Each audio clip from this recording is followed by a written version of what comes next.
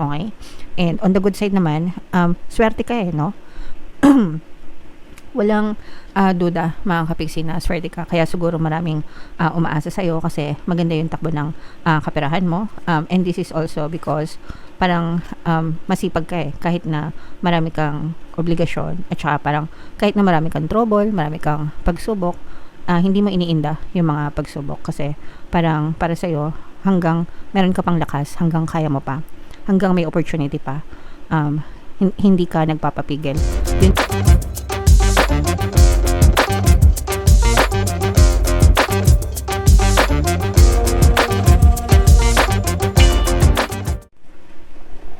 Hello guys, hello Cancer, welcome back to Pinoy Pixie Tarot.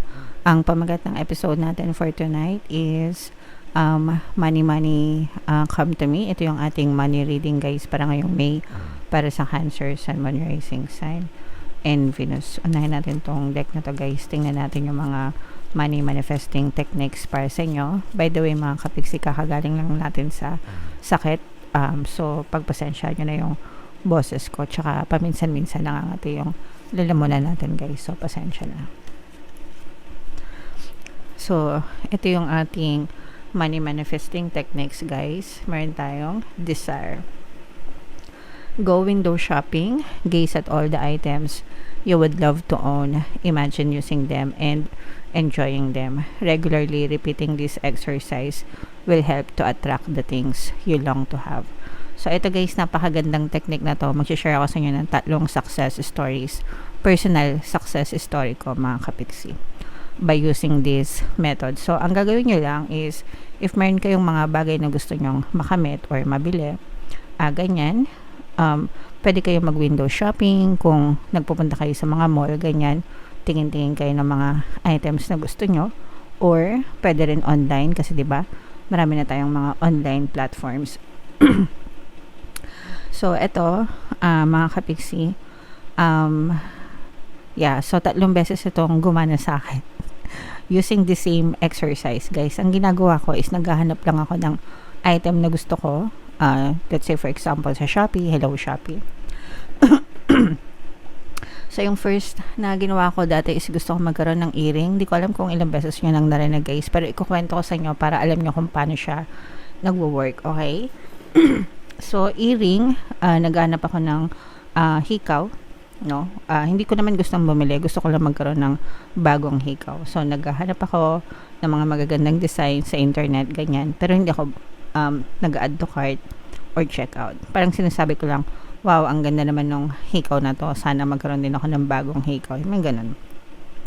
And then, after mga ilang weeks, dumating yung friend ko, galing Dubai.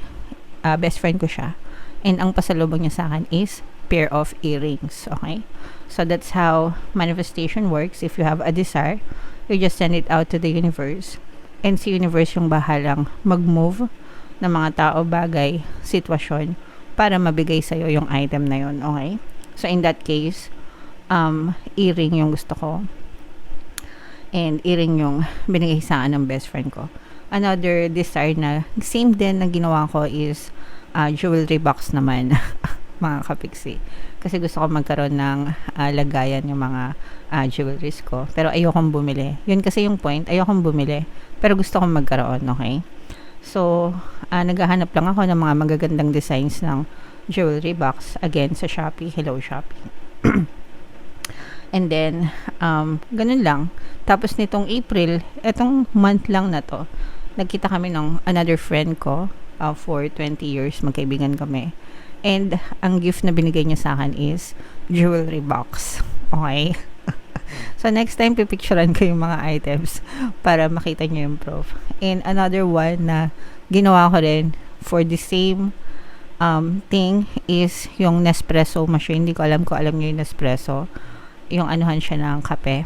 Mga kapiksi, mga nakikita nyo sa K-drama, ganyan. Pero ang mahal kasi yung Nespresso machine, no? So, gusto ko lang magkaroon, pero ayokong bumili kasi nga mahal. And parang naiisip ko lang na sana magkaroon din ako, or next time magkakaroon din ako niyan, ganyan. Tapos yung ate ko, pinsan ko siya yung eldest cousin ko. Galing siyang Singapore. So, uwi siya ngayong April or May. tinawagan niya ako and tinatanong niya sa akin kung gusto ko raw ng Nespresso machine. Kasi bibigyan daw niya ako. Libre yun mga kapiksi mula sa kanya galing Singapore. So, inaantay ko lang na ipadala niya sa akin, guys. But, yeah, that's how manifestation works mga kapiksi. If you have like a certain desire, you just, alam mo yun, put it out, send it out to the universe na sana magkaroon ako nito, kaya naman, one of these days, magkakaroon din ako niyan. And then, Viola, antayin nyo lang sa universe. If wala kayong resistance sa universe talaga, i-deliver niya yung mga bagay na gusto niyo sa buhay. Okay? Alright. So, comment down below if nagawa niyo na tong technique na to mga kapiksi and kung ano na yung mga desires na nakuha niyo, guys. Okay? Sorry.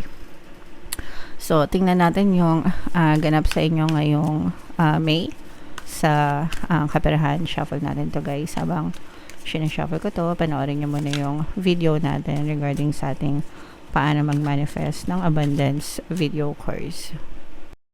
Kapiksi, sawa ka na ba sa mga struggles at hirap sa buhay mo? Masipag ka ba at masikap sa buhay ngunit hindi ka pa rin umaasenso? Ilang beses ka na bang nag-attempt mag-negosyo at mag-invest pero palagi ka pa rin nalulugi? Sa pagkakataon na ito ay maaaring may subconscious beliefs ka na nagiging balakid sa iyong pag-unlad at pagyaman. Introducing, paano mag-manifest ng abundance video course. Dito ay matututunan mong ma-overcome ang mga balakid mo para tuluyan ka ng umunlad, umasenso, sumagana, maging matagumpay, successful at maswerte sa iyong kabuhayan, pera, trabaho, negosyo, salapi at kaperahan ng bonggang-bongga. Dali, mag-send na ng email sa pinoypixitaro@gmail.com at simulan na ang iyong pagyaman ngayon. Alright, so sa lahat ng gusto mag-avail ng course, guys, naka-flash sa screen nyo. Una, meron tayong paano mag-manifest ng abundance video course. Meron din tayong paano pabalikin si ex, revise breakup. And meron din tayong paano mawala ang third party at magkaroon ng harmonious na relationship. So sa mga interesado mga kapiksi, mag-send lang kayo ng email sa pinoypixitaro@gmail.com.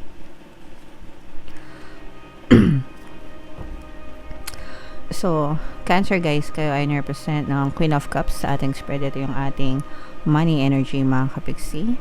So, this is both negative and positive, guys. So, nakikita natin na mag-iiba yung takbo ng swerte sa inyo. Pero bago mag-iba yung takbo ng swerte sa inyo, nakikita natin yung mga money struggles ng iba sa inyo. Ito, guys, hindi naman, itong money struggles nyo, hindi dahil sa wala kayong pera. But this is because you mainly have a lot of responsibilities, mga obligasyon. Ibig sabihin, marami kayong bayarin, marami kayong obligasyon, marami kayong responsibilidad. Pwedeng marami rin kayong tinutulungan. So, let's say, for example, bukod sa immediate family mo, baka tumutulong ka pa sa parents mo, sa mga kapatid mo, ganyan. Yung tipong ikaw yung sinasandalan nila, mga kapiksi. And ang nararamdaman ko rin dito for some of you is you have more than enough para sa family mo, pero pagdating sa sarili mo, tinitipod mo yung sarili mo. Nagets mo ba? Kasi maraming ganun, guys. Pagdating sa pamilya nila, mga mahal nila sa buhay, kahit anong hingin, binibigay, no? Pero pagdating sa sarili nila, tinitipid nila yung sarili nila. So, yung iba sa inyo, parang feeling ko, ganun yung nangyayari mga kapigsi. So, this is just about a matter of budgeting, guys. And knowing when to say no then, mga kapigsi. Kasi for some of you, we can only do so much and help so much. Pero, dapat, nagkakaroon din kayo ng some kind of limitation mga kapigsi para hindi rin kayo maabuso ng mga mahal nyo sa buhay. At saka sometimes kasi nagiging ugat din yon ng katamaran nila. Excuse me. Yung tipong palagi na lang silang umaasa sa inyo, nagiging tamad na rin sila. So, kailangan nyo rin silang maturuan ng leksyon mga kapigsi. Okay? And on the good side naman, swerte ka no? Walang duda mga kapigsi na swerte ka. Kaya siguro maraming umaasa sa'yo kasi maganda yung takbo ng kaperahan mo. And this is also because parang masipag ka kahit na marami kang obligasyon at saka parang kahit na marami kang trouble, marami kang pagsubok, hindi mo iniinda yung mga pagsubok kasi parang para sa'yo hanggang meron ka pang lakas, hanggang kaya mo pa, hanggang may opportunity pa, hindi ka nagpapapigil. Yun yung maganda sa'yo, mga kapiksi. And malayo pa yung mararating nyo, guys, no? Mas lalo pang matayog yung liliparin nyo pagdating sa swerte, mga kapiksi. Mararamdaman nyo na lalo pa kayong suswertehin, guys, sa buhay nyo. Kumbaga parang nagsisimula pa lang kayo. Kung feeling nyo sinuswerte na kayo ngayon or gumaganda na yung takbo ng buhay nyo, simula pa lang yan, guys, kasi mas malayo pa dyan yung mararating nyo. Basta magtuloy-tuloy lang kayo, maging consistent lang kayo, and mag-persist. Talagang suswertehin kayo ng bonggang-bongga sa buhay nyo, mga kapiksi. At saka yung iba sa nyo, guys, parang feeling ko hindi nyo na kailangan ng tulong ng ibang tao kasi you are a very strong, independent person. Pero kapag may tumulong sa nyo, mas lalo pang bibilis yung pag-angat, pag-unlad, at pag-asenso nyo, Cancer. Okay? So, eto, guys, i-mind nyo na tong swerte, good luck, good fortune, mataas na paglipad, malayo pa yung mararating. Yan. I-mind nyo yan sa comment section kasi yan yung mga very positive energies na nakita natin para sa inyo. So, what else, guys? Ito, these are all financial gains, mga kapiksi. Meron pang mga bagong opportunities o mga bagong idea na masisimulan kayo ngayong buwan ng May, mga kapiksi, and magdadala pa ito ng mas lalong pagtatagumpay mo sa larangan ng kaperahan. Magdadagdagan pa yung mga kita nyo, mga kapiksi, or dadami pa yung swerte at yung pasok ng pera sa inyo bilang bahagi na rin ng inyong good karma. Parang ano, guys, no? Parang binubuhos, si universe na mismo yung nagbubuhos ng biyaya sa inyo dahil sa deserve nyo itong mga blessings na to sa buhay, mga kapiksi. Okay? So, be grateful always for these blessings. Huwag nyong sayangin, guys. Okay? And i-mind nyo na rin to sa comment section, guys. Financial gains, dagdag income, dagdag kita, dagdag pera, good karma, no? I-mind nyo na rin yan sa comment section. Yan yung mga positive energies na nakita natin para sa inyo, Cancer. Okay? Alright, so comment down below, Cancer, if feeling nyo naka-resonate kayo. For more tarot readings, guys, ito yung playlist nyo. Ito naman yung ating success stories ng paano mag-manifest ng abundance video course. Click here to subscribe, guys. Ito yung ating mga pampaswerte subliminals. Thank you for liking, sharing, and subscribing. See you again next time. I love you all, mga kapiksi. Have a nice day. Bye-bye.